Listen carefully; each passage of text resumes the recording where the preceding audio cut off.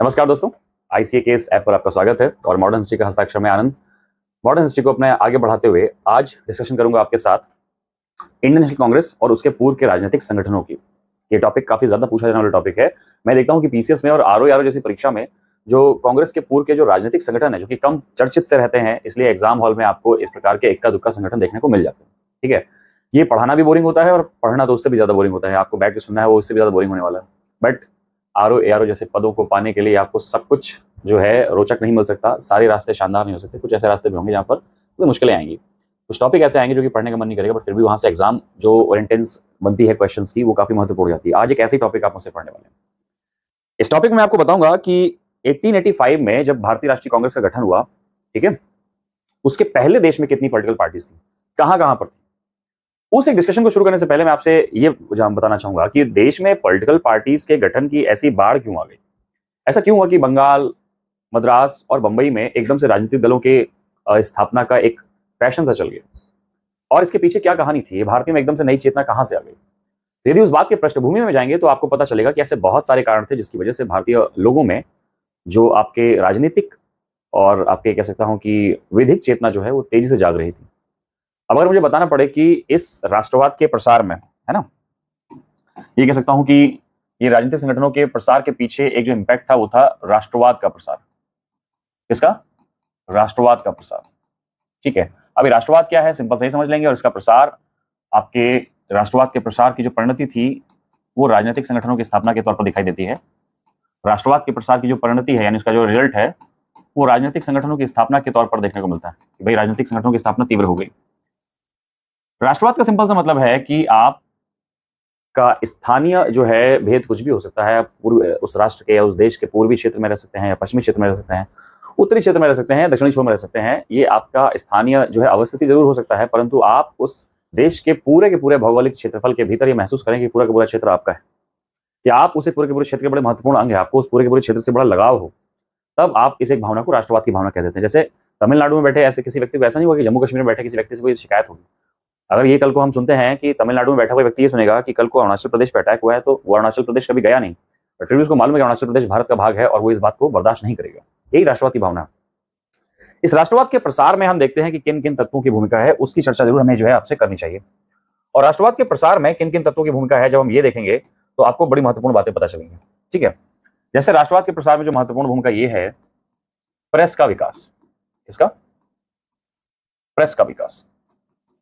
57 के संग्राम के बाद से भारत में, स्पेशली बंगाल में, बंबई में, मद्रास में तेजी से समाचार पत्रों का जो है विकास होता है, और इन समाचार पत्रों में लोगों ने अपने राजनीतिक सामाजिक विचारधाराओं को जो है छापकर लोगों तक पहुंचाना शुरू किया, जिससे लोगों में जो है आपके एक राजनीतिक सामाजिक चेतना उत्पन्न हुई, जिसने उन्हें आभास कराया कि उनका जीवन सिर्फ उनके निजी स्वार्थ या सुख के लिए नहीं है।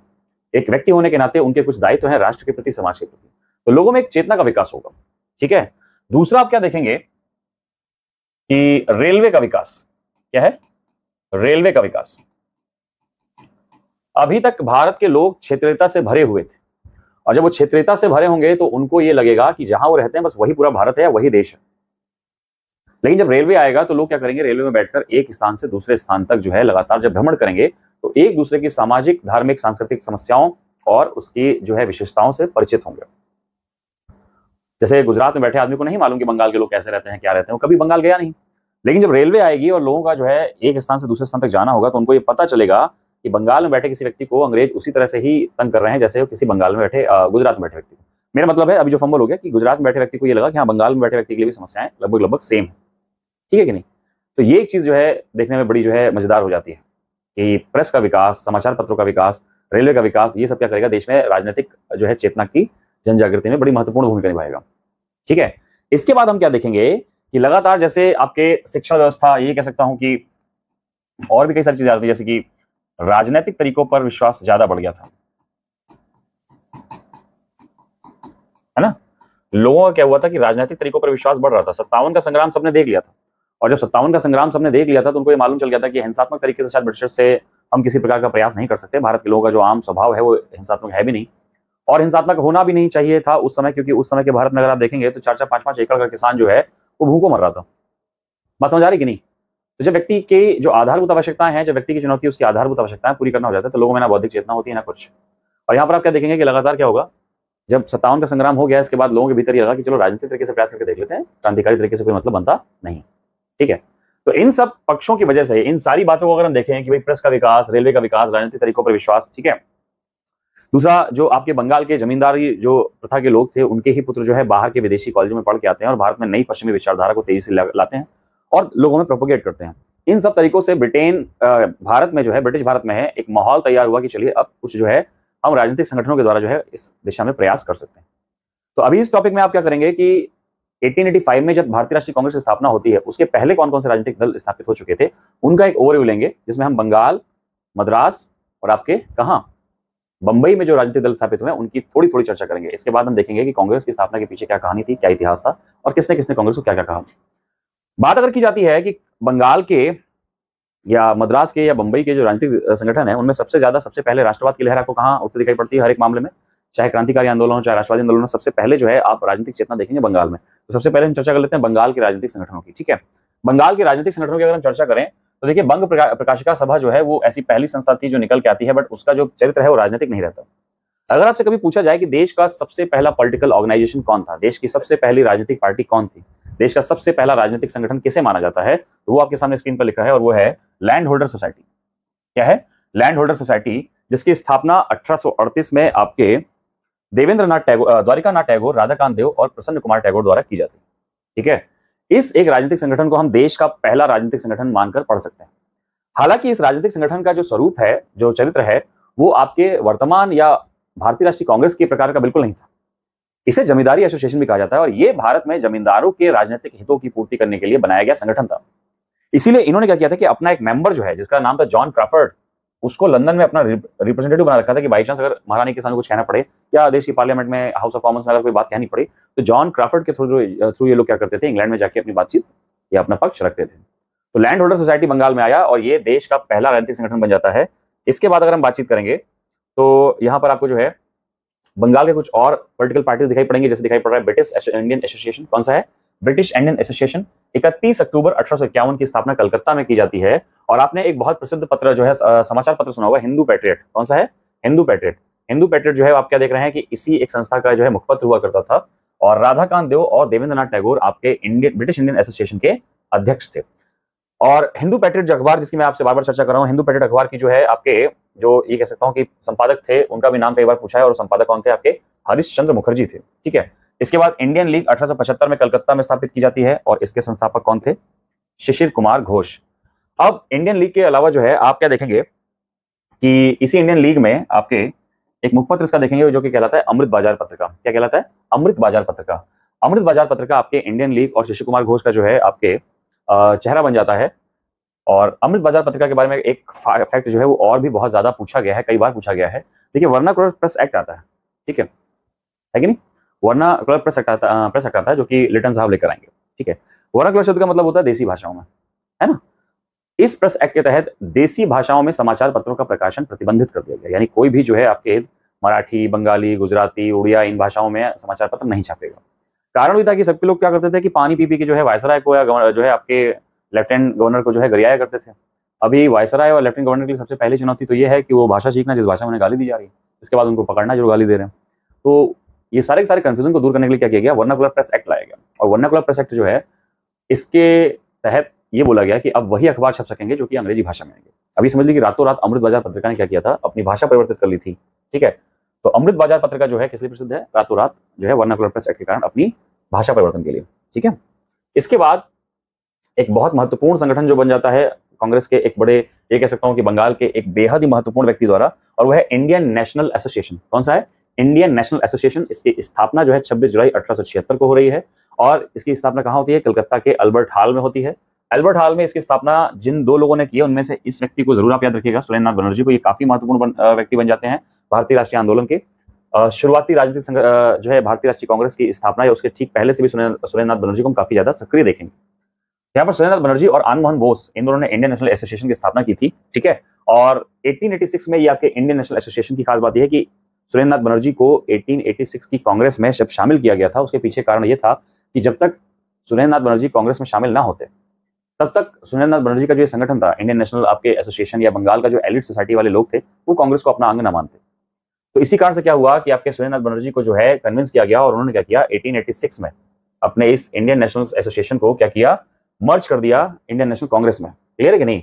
अब अगर जैसे देखा जाए कि इंडियन नेशनल लीग के शुरुआती काम क्या थे, तो इंडियन नेशनल लीग के शुरुआती काम आपको दिखाई पड़ेंगे कि इन्होंने दिल्ली दरबार का विरोध किया था। ठीक है, इन्होंने आईसीएस परीक्षा हेतु आय को कम करने की जो है मांग की थी। इन्होंने जो है वर्नाकुलर प्रेस एक्ट का भी विरोध किया था। क्लियर। और अंतिम बात अगर देखेंगे तो इन्होंने आर्म्स एक्ट का भी विरोध किया था।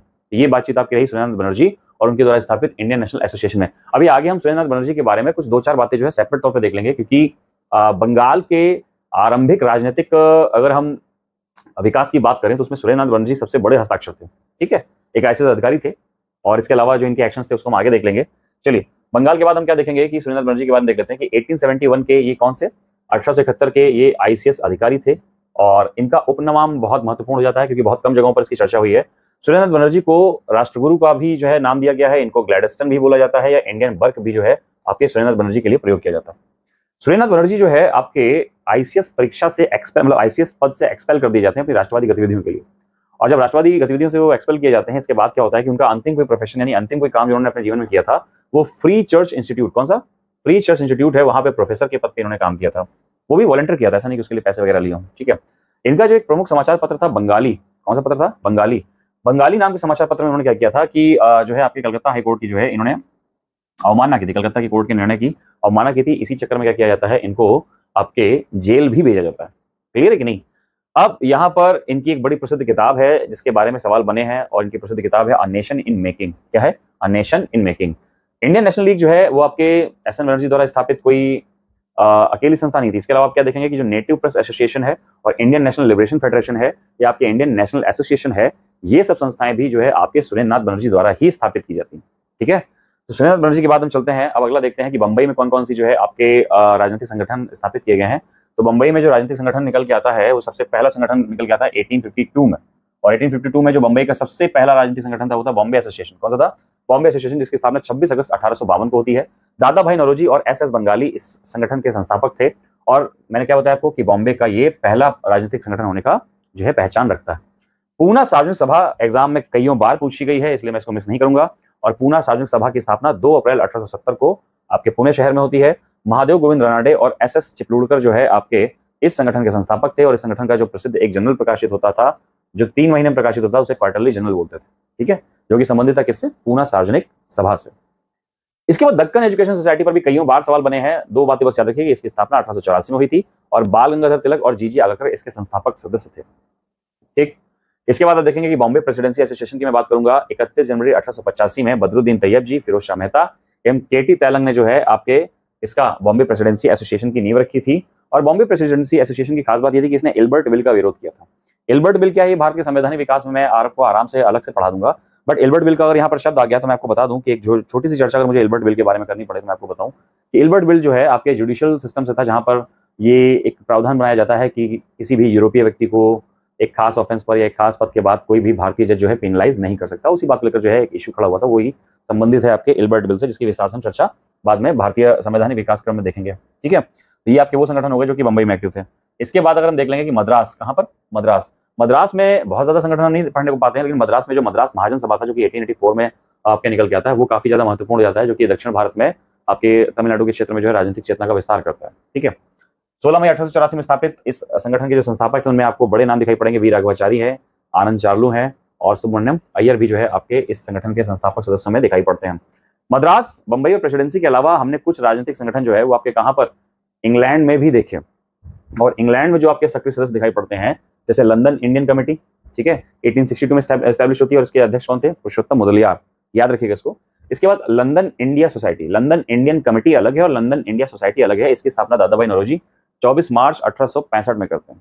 ठीक है, आपको ये भी मालूम चाहिए कि 18 आपके ईस्ट इंडिया एसोसिएशन की स्थापना भी दादा भाई नौरोजी करते हैं और इनका जो मुखपत्र था वो था क्वार्टरली रिव्यू। क्या था? Quarterly review. तो ये आपके कांग्रेस के जो है स्थापना से पहले के राजनीतिक संगठन थे। अब हमें यह समझना है कि कांग्रेस के स्थापना से पहले के जितने भी राजनीतिक संगठन हैं वो इतने सफल क्यों नहीं हुए, है कि नहीं?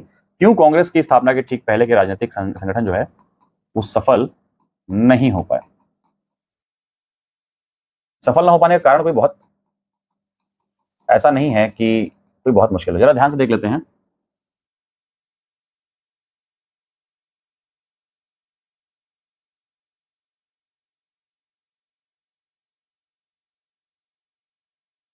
कुछ संगठन हैं जो कि आपके सक्रिय हैं कहां पर? बंगाल में। कहां पर सक्रिय? बंगाल में। कुछ संगठन आपके सक्रिय हैं कहां पर? मद्रास में। और कौन कौन से हैं उनकी चर्चा मैंने अभी आपके सामने की है। कुछ संगठन आपके सक्रिय हैं कहां पर? बॉम्बे प्रेसिडेंसी में। कहां पर? बॉम्बे प्रेसिडेंसी में। ठीक है। अभी जो भी राजनीतिक संगठन है, आप क्या देखेंगे कि इनकी सबकी जो है कुछ राजनीतिक सीमाएं हमेशा रही। बंगाल में चलने वाले राजनीतिक संगठनों की जो आपके डिमांड है, यही कह सकता हूं कि इनका जो विस्तार है वो बंगाल के एक छोटे सीमित समय तक रहा, शहरी वर्गों तक रहा और एलिट क्लास के सोसाइटी तक रहा, जहां काफी इंटेलेक्ट लोग बैठते रहे। वो पेशे से वकील, डॉक्टर, प्रोफेसर, बिजनेसमैन टाइप के लोग रहे, जो कि क्या कर सकते हैं, ना तो इनका आम समाज से कोई कॉन्टेक्ट हुआ और ना ही इन्होंने इस संगठन में आम लोगों की भूमिका का कोई महत्व या उनकी कोई रिलेवेंस, प्रासंगिकता समझी। ठीक है।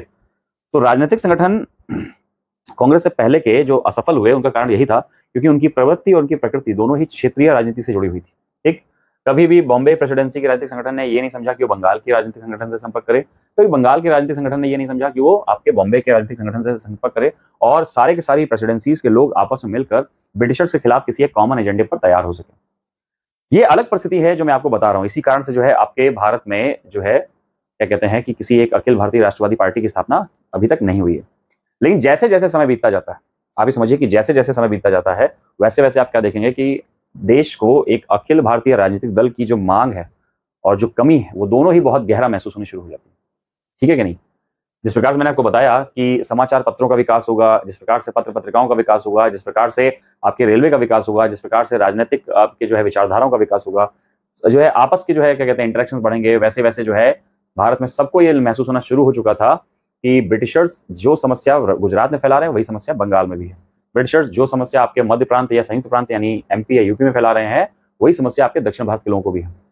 तो ये धीरे धीरे हमें महसूस होना समझ में आया कि जब सारी की सारी राजनीतिक समस्याएं एक जैसी हैं, सारे के सारे इश्यूज एक जैसे हैं, तो हम भारतीय एक जैसे क्यों नहीं होते? और क्यों नहीं कि सभी जगहों की जो है आपके क्षेत्रीय मांगों के आधार पर हम कम से कम एक पूरे विशाल भूभाग के राजनीतिक परिदृश्य का प्रतिनिधित्व करें और उनसे कुछ ऐसा मांगे जो पूरे देश के लिए लाभान्वित हो। तो इस समय तक जो है लगातार एक माहौल बन चुका था कि अब देश में कोई ना कोई एक ऐसा राजनीतिक संगठन होना चाहिए जो कि किसी बंगाल का, बंबई का या मद्रास का प्रतिनिधित्व न करके संपूर्ण भारत का प्रतिनिधित्व करे। ऐसा प्रयास सुरेंद्र बनर्जी जो है कर चुके थे और इन्होंने जो है बाकायदा इंडियन नेशनल कॉन्फ्रेंस की स्थापना की थी। ठीक है। बट आपको मालूम है कि सुरेंद्र बनर्जी का जो सरकार के साथ संबंध है वो कितने मधुर थे, इतने मधुर संबंध थे कि ये जेल में डाल दिए गए थे। तो ऐसे में सुरेंद्र बनर्जी जो लगातार एक एफर्ट कर रहे थे वो नल एंड वाइड रहता है, परंतु यहाँ पर कोई एक ऐसा अंग्रेज अधिकारी हमारे लिए संकट मोचक बन के आता है जो कि भारतीय राष्ट्रीय जो आपके कांग्रेस है उसका संस्थापक सदस्य बन के निकल करता है। ठीक है कि नहीं? और यहीं से हम जो है अपने कांग्रेस की चर्चा की शुरुआत कर सकते हैं। यहीं से जो है आपके भारतीय राष्ट्रीय कांग्रेस की शुरुआत कर सकते हैं कि भारतीय राष्ट्रीय कांग्रेस के पीछे क्या इतिहास रहा है। ठीक है। तो यहां से आप हेडिंग डाल लीजिए, Indian National Congress. Indian National Congress. Indian National Congress में आपको जो टॉपिक दो पढ़ने हैं, इंडियन नेशनल कांग्रेस में टॉपिक केवल आपको दो ही पढ़ने हैं।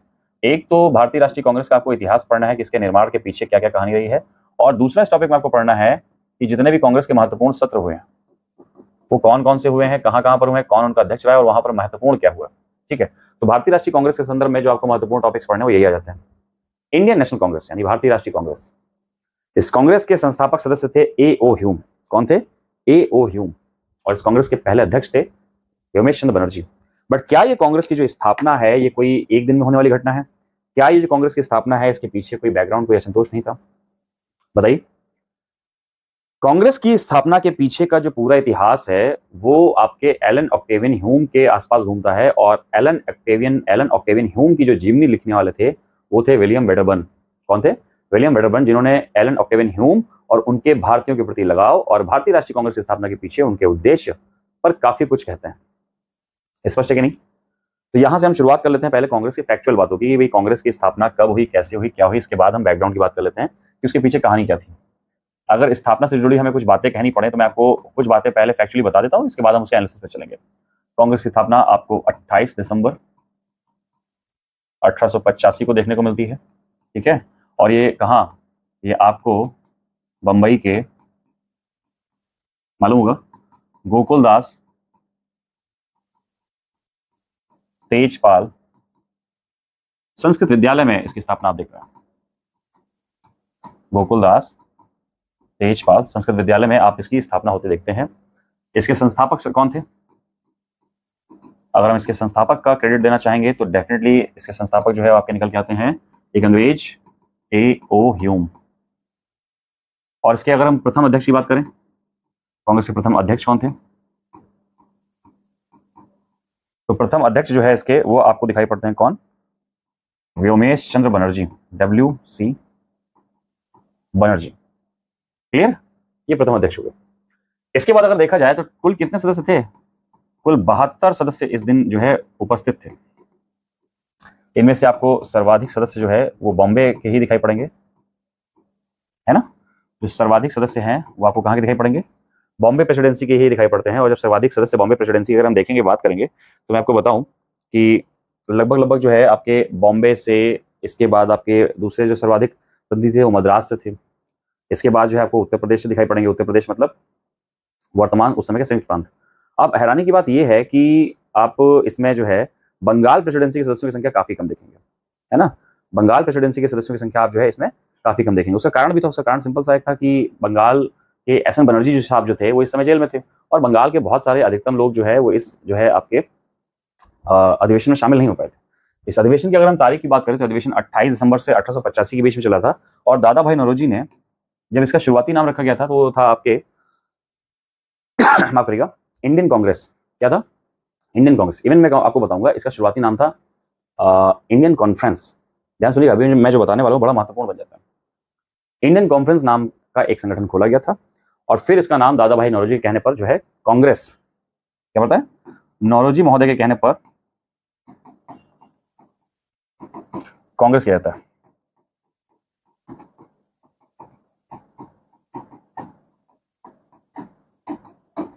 ठीक है।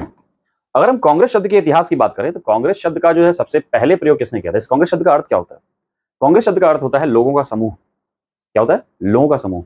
और इस कांग्रेस शब्द की अगर हम इतिहास की बात कर लें तो ऐसा कोई एक शब्द जो है ये हमें सबसे पहले दिखाई पड़ता है अमेरिकी क्रांति में। कहां दिखाई पड़ता है? अमेरिकी स्वतंत्रता आंदोलन में। ठीक है।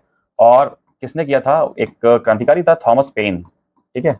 उसने अपनी पैम्फलेट कॉमन सेंस में, पैम्फलेट की शीर्षक का था कॉमन सेंस, उसमें शब्द का प्रयोग किया था।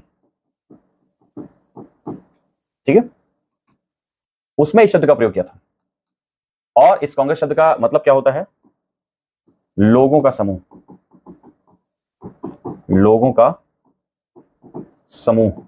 तो दादा भाई नौरोजी ने जब आपके इंडियन कॉन्फ्रेंस के स्थान पर इंडियन कांग्रेस शब्द के प्रयोग की बात कही तो सब लोग इस बात से सहमत थे कि चलिए भाई हम इस आपके क्या कहते हैं संगठन का नाम इंडियन कांग्रेस रखते हैं। बाद में जो है आप देखेंगे कि इसमें नेशनल शब्द का प्रयोग कब किया गया है कि नहीं? अगर आपसे कभी पूछ दिया जाए कि इसमें जो है आपके नेशनल शब्द का प्रयोग कब किया गया, ये संगठन जो है कब आपके इंडियन नेशनल कांग्रेस शब्द के तौर पर जोड़ा गया, तो 1891 में नागपुर जो आपके अधिवेशन हुआ था 1891 जब नागपुर अधिवेशन, लिख देता हूं यहां पर, 1851 में जब इसका नागपुर अधिवेशन होता है, वहां खास बात ये निकल के आती है कि ये इंडियन कांग्रेस बन जाती है इंडियन नेशनल कांग्रेस। क्यों? क्योंकि इसमें प्रयोग किया गया राष्ट्रीय शब्द का प्रयोग किया गया, इसका राष्ट्रीय शब्द जोड़ा गया। ठीक है। तो ये आपके कुछ फैक्चुअल बातें हैं जिसके बारे में जो है लगभग तमाम लोगों को मालूम ही होगा, और जिनको नहीं मालूम होगा तो ये जान लें कि ये बातें हैं। ठीक है कि नहीं? क्लियर है? अब मैं आपसे क्या बता रहा था कि इसमें अगर सदस्य संगठनों की बात की जाए तो आप क्या देखेंगे? बॉम्बे, मद्रास। ठीक है। तो बॉम्बे से जो है आपको संगठन दिखाई पड़ेंगे, इसमें कुल मिलाकर लगभग 38 सदस्य। मद्रास से जो है आपको लगभग दिखाई पड़ेंगे 21 सदस्य। उत्तर प्रदेश से लगभग 7 सदस्य, है ना? उत्तर प्रदेश, यूपी एंड अवध, इतिहास में अवध को OUDH लिखते हैं, 7 सदस्य। और अगर बात की जाए बंगाल प्रेसिडेंसी तो यहां से मात्र 3 सदस्य आपको देखने को मिलते हैं। ठीक है कि नहीं? इसके अलावा अगर हम बात कर लें कि पंजाब के कितने लोग थे, तो पंजाब के भी जो है आपके 3 लोग ही दिखाई पड़ते हैं। तो बंगाल प्लस पंजाब प्लस क्या, पंजाब के भी आपको 3 सदस्य ही देखने को मिलते हैं। ठीक है, क्लियर है? तो ये आपके इंडियन नेशनल कांग्रेस के फाउंडेशन से जुड़ी बिल्कुल बेसिक बातचीत है, यानी ये केवल तथ्यात्मक बातें हैं कि स्थापना के दौरान क्या हुआ था। आपको भी मालूम है कि पूर्व स्थान निर्धारित कौन सा था? पूर्व निर्धारित स्थान पुणे था।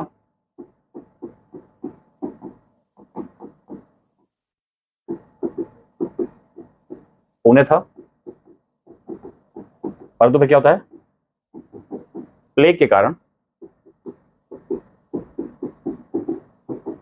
स्थान बदला गया।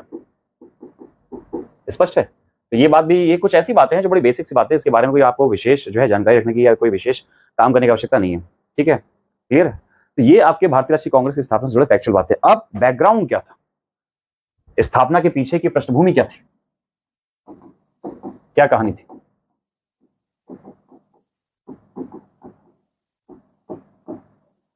ठीक है, इस स्थापना की पृष्ठभूमि के पीछे एक नायक काम कर रहा था और उस नायक का नाम है ए.ओ. ह्यूम। क्या नाम है? ए.ओ. ह्यूम। मैं ए.ओ. ह्यूम को भी जो है आपके सामने लगभग कोशिश करूंगा कि जितना ज्यादा से ज्यादा रख सकूं। ठीक है, ए.ओ. ह्यूम का पूरा नाम है एलन ऑक्टेवियन ह्यूम। क्या नाम है? Allan Octavian Hume. और 1854 में, कब? 1854 में ये इंडियन सिविल सर्विसेज के जो है ऑफिसर के रूप में, एक आईसीएस ऑफिसर के रूप में भारत आते हैं, जहां पर ये है अपना जो है एक करियर शुरू करते हैं इंडियन सिविल सर्वेंट के तौर पर।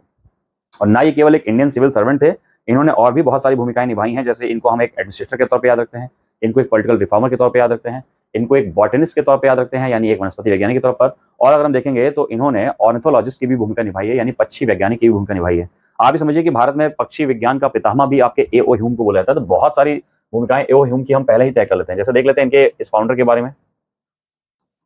तो 1854 में आईसीएस अधिकारी के तौर पर भारत आए। ठीक है, क्लियर? बहुत सारे भूमिकाएं उन्होंने निभाई। इनको हम एक राजनीतिज्ञ के तौर पर भी देखते हैं, इनको एक जो है हम प्रशासक के तौर पर भी देखते हैं, इनको हम वनस्पति विज्ञान के, है ना, इनको एक वनस्पति वैज्ञानिक के तौर पर देखते हैं, और पक्षी वैज्ञानिक के तौर पर भी इनकी भूमिका देखने को मिलती है। पक्षी वैज्ञानिक, इसी कारण से मैंने आपको बताया कि इन्हें क्या कहा जाता है,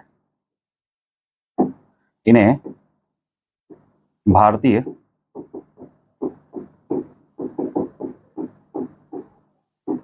पक्षी विज्ञान का पितामह भी कहा जाता है।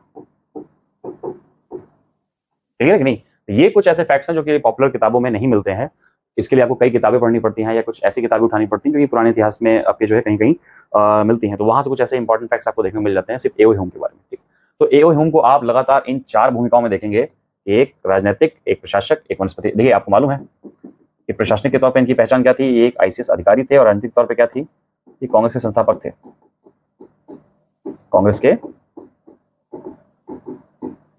संस्थापक थे। तो उस प्रकार में इनकी भूमिका हमें देखने को मिलती है। ठीक है, और अगर हम एक आपके बॉटनिस्ट के तौर पे बात करें तो एग्रीकल्चर रिफॉर्म करके इनका एक समाचार पत्र या कह सकता हूँ कि पंपलेट भी छपा था, जो कि इनको एक वनस्पति विज्ञान के करीब ले जाने वाला जो है उदाहरण के रूप में प्रस्तुत कर सकते हैं।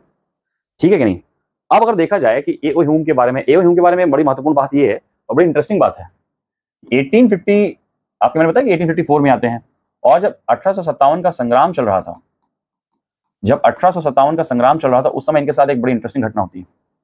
1857 के संग्राम के समय ए.ओ. ह्यूम आपके इटावा में थे। कहां पर थे? इटावा में थे। इटावा उत्तर प्रदेश का एक जिला है, वहां पर थे। ठीक है, और जब रात में क्या होता है कि आंदोलनकारी 57 के संग्राम के जब विद्रोही जो होते हैं वो इटावा में अंग्रेजी ठिकानों पर जब धावे बोलते हैं, तो बेचारे ये आपके ए.ओ. ह्यूम साहब बड़ी मुश्किल से जान बचा के भागते हैं। और इतिहास की कई किताबों में ऐसा मिलता है कि जब वो भागते हैं तो बाकायदा एक जनाना वेश में भागेंगे, यानी बाकायदा जो है आपके महिलाओं के कपड़ों को पहनकर फिर ये वहां से भागने में सफल होते हैं। खैर, आपके आज से लगभग 10 साल पहले की मैं बात करूंगा, अन्ना आंदोलन के दौरान आपके स्वामी जो बाबा रामदेव हैं, जब उनके पीछे पुलिस पड़ी थी तो वो भी सलवार सूट पहनकर ऐसे ही भागे थे। कभी कभी जो है जिस महिला समाज या उसकी वेशभूषा की हम आलोचना करते हैं, कभी कभी उसी महिला समाज का वो लिंग और उसी महिला समाज की परिधान आपको भीषण खतरे से, जान के खतरे से बचा के भी निकालते हैं। ठीक है कि नहीं? हाँ, अभी इसका ये मतलब बिल्कुल नहीं है कि तुम जो है इसको लाजिम तौर पर जो है प्रयोग करने की स्थिति में आ जाओ। जब कभी जान पे बन आए, और जान पर बन भी कोई नैतिक कार्य करते हुए, ऐसा नहीं कहीं बम मार के भागे इसके बाद सलवार सूट पहन के भाग गए, इससे कोई मतलब नहीं बनता। ठीक है, तो 57 के संग्राम के समय कहां पर थे? इटावा में थे।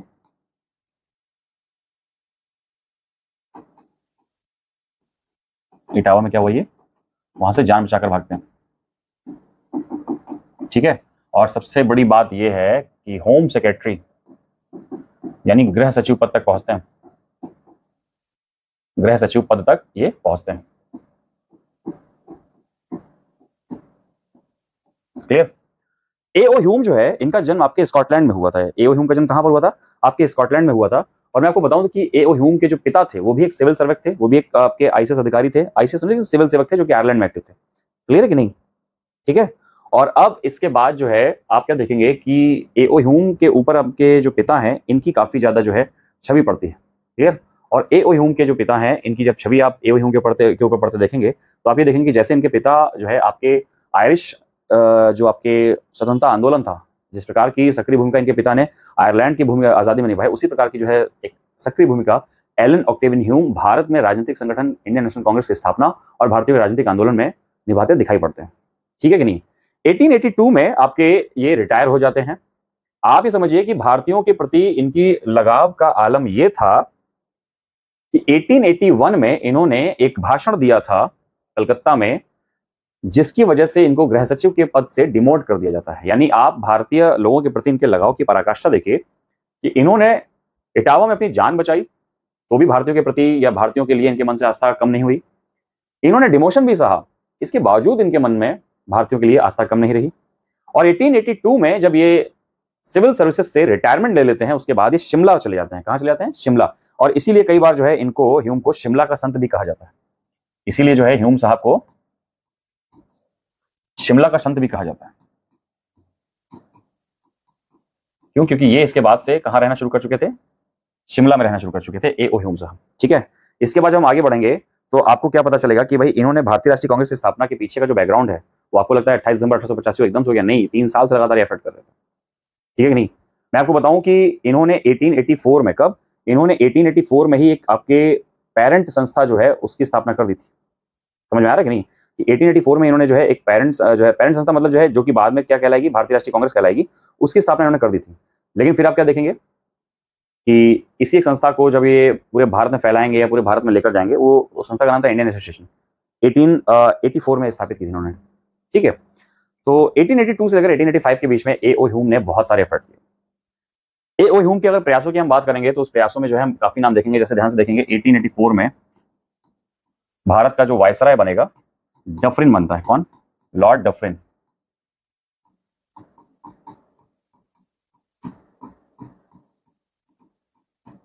एटीन 1884 में भारत के जो वायसराय हैं कौन बन जाते हैं? Lord Dufferin. कांग्रेस की स्थापना आपके डफरिन के समय हुई है। चलिए देख लेते हैं। वहां पर ये एक बात अगर हम लिखना भूल गए हो तो मैं यहां पर लिख देता हूं ताकि स्क्रीन पर आपको सब कुछ है।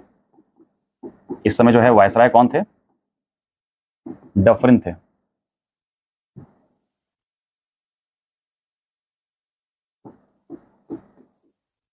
ठीक है। तो यहां पर जो है आपके कौन दिखाई पड़ते हैं? वायसराय लॉर्ड डफरिन बन जाते हैं। एओ ह्यूम को हम दोहरे आपके क्या कह सकते हैं स्तरों पर प्रयास करते देखेंगे। एक तरफ ये डफरिन को कन्विंस करने के लिए जो है तैयार हैं कि डफरिन महोदय भारतीयों के लिए एक राजनीतिक संगठन की स्थापना कर दीजिए, कहीं ऐसा ना हो कि 1857 जैसा कोई जो है हमें संग्राम या विद्रोह जो है फिर से देखने को मिले। अच्छा, ये सब बातें हमें कौन बता रहा है? ये सब बातें हमें डफरिन की आपके एओ ह्यूम की जीवनी लिखने वाले विलियम बेटरमन अपनी किताब में बता रहे हैं कि डफरिन को ह्यूम साहब कुछ इस तरह से कन्विंस कर रहे हैं। ठीक है। अगर उस बात का भी हम जो है हवाला ले लें तो मैं आपको बताऊं कि डफरिन महोदय की मुलाकात जो है आपके एओ ह्यूम से होती है और एओ ह्यूम महोदय डफरिन साहब को ये चेतावनी देते हैं कि कुछ राजनीतिक अधिकार हमें भारतीयों को देने होंगे और उसके लिए भारतीयों का प्रतिनिधित्व करने वाले एक राजनीतिक संगठन की स्थापना भी हमें करके देनी होगी ताकि 57 जैसा विद्रोह या संग्राम कहीं फिर से देखने को ना मिले। ठीक है कि नहीं? वहीं दूसरी तरफ क्या है कि अफगानी जो पठान सैनिक हैं उनसे भी जो है देखा जा रहा था कि वो काफी इंडिसिप्लिनरी एक्शंस में दिखाई पड़ रहे थे। उधर अफगानिस्तान में भी रूस का इन्फ्लुएंस तेजी से बढ़ता चला जा रहा था। ये बात जो है ब्रिटिशर्स को बॉदर कर रही थी। तो ऐसे बहुत सारे फैक्टर्स थे जिसकी वजह से डफरिन को अभी लग रहा था कि ह्यूम की सलाह माननी चाहिए। ठीक है कि नहीं?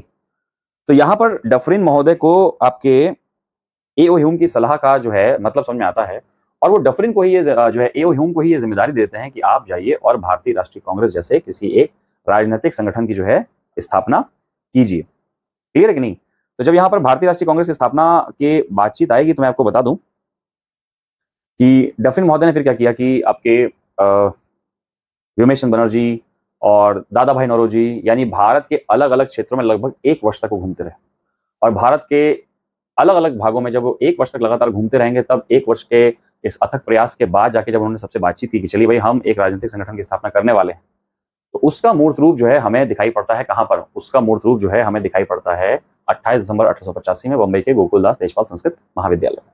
ठीक। भारतीय राष्ट्रीय कांग्रेस की जो स्थापना है उसको लेकर भी चर्चाएं बहुत सारी हैं। ठीक। जैसे भारतीय राष्ट्रीय कांग्रेस की स्थापना को लेकर एक थ्योरी रखी जाती है कि भारतीय राष्ट्रीय कांग्रेस की स्थापना अंग्रेजों ने अपने लिए एक सेफ्टी वॉल्व के तौर पर की। इसके लिए एक सेफ्टी वॉल्व, तो यहां पर एक सेफ्टी वॉल्व सिद्धांत आपके सामने निकल कर आता है। अब अगर सवाल यह आता है कि कांग्रेस के बारे में एक सेफ्टी वॉल्व सिद्धांत की चर्चा करता कौन है, तो कांग्रेस के बारे में एक सेफ्टी वॉल्व सिद्धांत की चर्चा लाला लाजपत राय अपने अखबार यंग इंडिया में 1916 में करते हैं। लाला लाजपत राय 1916 में ये ऐसी बात कहते हैं कांग्रेस के बारे में, और किस अखबार में कहते हैं वो? यंग इंडिया में। ठीक है। इस सेफ्टी वॉल्व का मतलब क्या है? सेफ्टी वॉल्व का सिंपल सा मतलब देखिए, जैसे मान लेते हैं ये कुकर है ना, इस कुकर के ऊपर ये ढक्कन लगा हुआ है, इस ढक्कन के ऊपर ये वेसल लगी हुई है, ठीक, और ये कुकर का हैंडल है। मेरी आर्ट में मत जाना, मैं गौतम सर को कभी भी आर्ट में टच भी नहीं कर सकता, ही इज वेरी जीनियस, ठीक, लेकिन कुकर तो बना ही सकता हूं, थोड़ा बहुत कुकर टाइप का तो ये लग ही रहा है।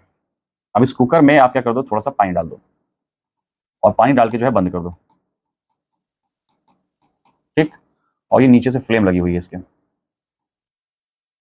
तो क्या है कि आप जब इसको गर्म करेंगे तो थोड़ी देर में क्या होगा, यहां पर जो है आपकी स्टीम क्रिएट होती दिखाई पड़ेगी, ठीक है, और वो स्टीम जब आपके इस कुकर में प्रेशर बहुत अधिक मात्रा में आ जाएगा, एक लिमिट से ज्यादा मात्रा में आ जाएगा, तो इसके पहले कि ये कुकर जो है आपके उस वाष्प के दबाव से फट जाए, सारा का सारा जो दबाव है, ये ध्यान से देखिए, यहां से भाप के रूप में निकल जाएगा और कुकर फटने से बच जाएगा, है कि नहीं? अब अगर इस कुकर को हम सिंबॉलिक तौर पर देखें तो ये कुकर है ब्रिटिश साम्राज्य,